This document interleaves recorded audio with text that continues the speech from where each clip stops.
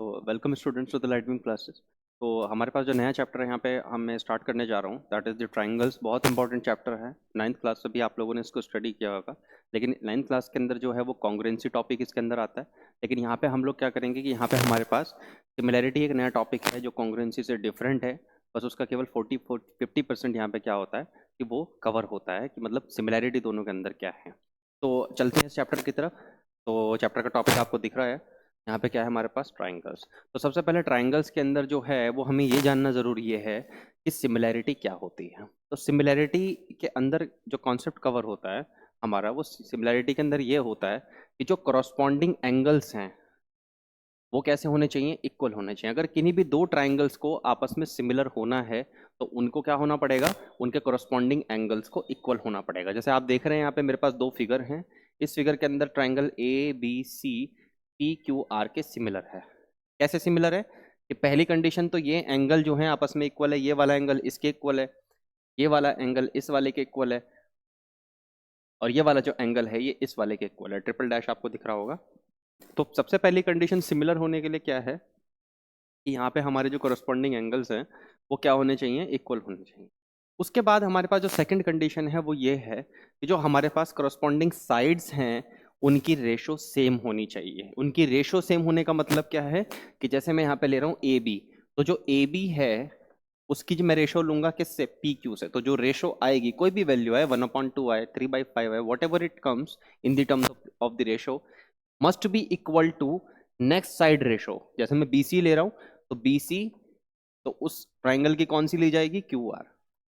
यहां पे मैं कौन सा ले रहा हूं, AC ले रहा हूं, तो उस ट्राइंगल की क्या ली जाएगी, PR। तो ये रेशो जो है हमेशा क्या होना चाहिए, यहाँ पे इक्वल होना चाहिए। अगर ये रेशो इक्वल है और करस्पॉन्डिंग एंगल्स जो हैं वो इक्वल हैं, जैसे angle A is equal to this, मैंने बता दिया आपको, तो मैं क्या कहूँगा कि दोनों के दोनों ट्राइंगल क्या हैं, आपस में सिमिलर हैं। तो ये हमारे पास सिमिलरिटी का पहला क्राइटेरिया हमें समझना होगा।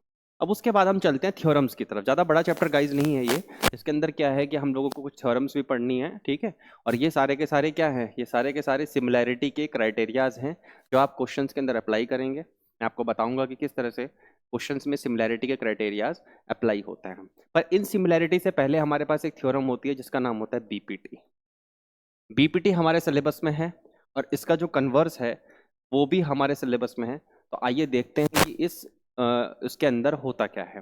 तो इसके अंदर हमारे पास बीपीटी के अंदर जो थ्योरम है वो थ्योरम ये है कि यहाँ पे अगर हमारे पास कोई ट्राइंगल है, जैसे हम ट्राइंगल देख रहे हैं ABC, और उसके अंदर एक लाइन पैरेलल है। मैं स्टेटमेंट भी पढ़ने जा रहा हूँ यहाँ पे।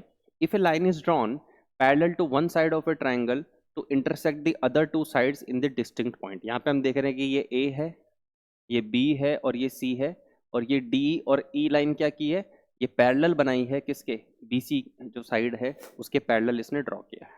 अगर ये साइड इसके पैरेलल है, तीसरी जो आपने ड्रॉ की है वो ट्राइंगल की थर्ड साइड के इक्वल है और उसको इंटरसेक्ट कर रही है, तो यहाँ पे other two sides are divided in the same ratio. तो ये जो साइड है अगर ये इस साइड के पैरेलल है और इंटरसेक्ट कर रही है अदर दो साइड्स को, तो यहाँ पे जो दो साइड है वो इक्वल रेशो में डिवाइड होगी। यानी कि जो ये वाला AD है, ये D upon DB will be equal to AE upon EC।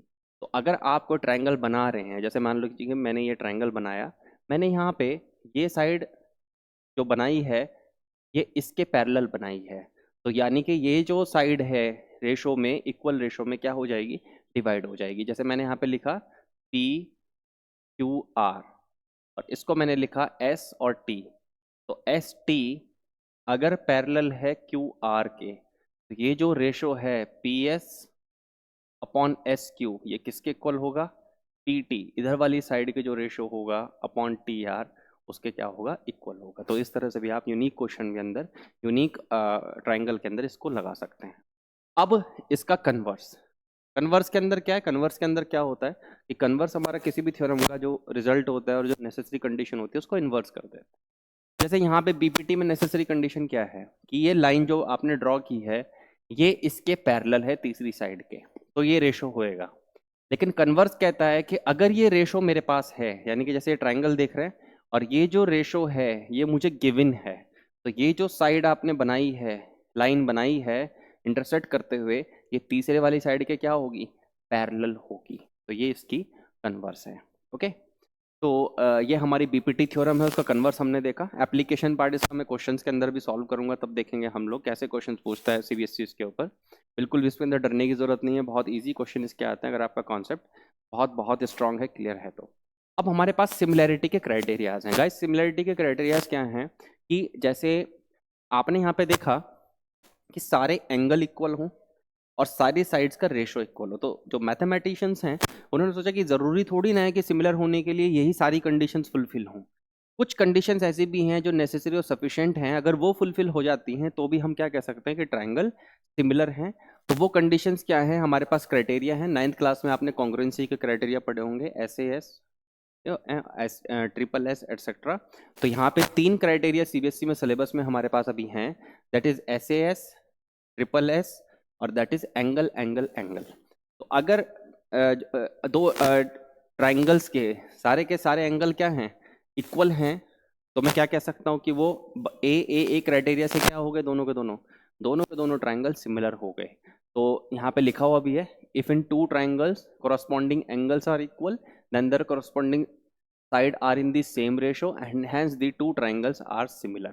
मतलब क्या कहने का यहाँ पे, हमें किन्हीं भी 2 ट्राइंगल्स में अगर 2 एंगल इक्वल मिल जाते हैं, 2 एंगल ही नेसेसरी और सफिशिएंट कंडीशन होती है, क्योंकि अगर किसी ट्राइंगल में 2 एंगल इक्वल हैं किन्हीं 2 ट्राइंगल्स के अंदर, तो तीसरा एंगल अपने आप में इक्वल होगा। तो अगर ए कंडीशन हो इसकी शॉर्ट में, तो भी हमारा ट्राइंगल क्या हो जाएगा, दोनों के दोनों ट्राइंगल हमारे सिमिलर हो जाएंगे। अब हम देखते हैं ट्रिपल एस कंडीशन। इसके अंदर क्या है, इसके अंदर है कि अगर 2 ट्राइंगल्स में sides of one triangle are proportional to the sides of other triangle, अगर 2 ट्राइंगल में यहाँ पे हमारी जो साइड्स हैं वो प्रोपोर्शन में हैं, एंगल्स की जरूरत नहीं है यहाँ पे, केवल साइड अगर हमारी प्रोपोर्शन में दे दी है उसने, तो इसका मतलब वो ट्राइंगल आपस में क्या है, सिमिलर हैं, एस क्राइटेरिया है। उसके बाद तीसरा SAS के अंदर आप समझ गए होंगे कि 2 साइड्स का रेशो और उनके बीच का एंगल। मैं पढ़ भी देता हूँ यहाँ पे, if one angle of a triangle is equal to another angle, एक एंगल हमें इक्वल चाहिए। उसके बाद and the other triangle and the sides including these angles are proportion, यानी कि जो साइड्स हैं, जैसे यहाँ पे लिखा हुआ है AB और DE, तो AB और DE ये वाली साइड हो गई गाइस। उसके बाद AC और DF ये वाली साइड हो गई। तो एंगल भी अपन लोगों को इसके बीच का ही चाहिए। हम इसको एंगल को ये नहीं कि आप यहाँ वाला ले लेंगे, ये वाला एंगल ले लें, ये ले लें, नहीं, जो भी 2 साइड्स प्रोपोर्शन में हैं उनके बीच का एंगल ही क्या होना चाहिए, इक्वल होना चाहिए। तब वो दोनों ट्राइंगल क्या हो जाएंगे, सिमिलर हो जाएंगे। और क्राइटेरिया कौन सा लगेगा, SAS क्राइटेरिया लगेगा। तो गाइस यहाँ पे क्या है कि हमें BPT की पता होना चाहिए, उसका कन्वर्स पता होना चाहिए, और ये 3 क्राइटेरिया जो हैं सिमिलैरिटी के वो हमें पता होना चाहिए। दैट्स इट, हमें क्वेश्चन क्रैक करने के लिए इन्हीं की एप्लीकेशन करनी है। तो आगे आइए देखते हैं कि किस तरह से हमें क्वेश्चंस को फर्दर लेके चलना है।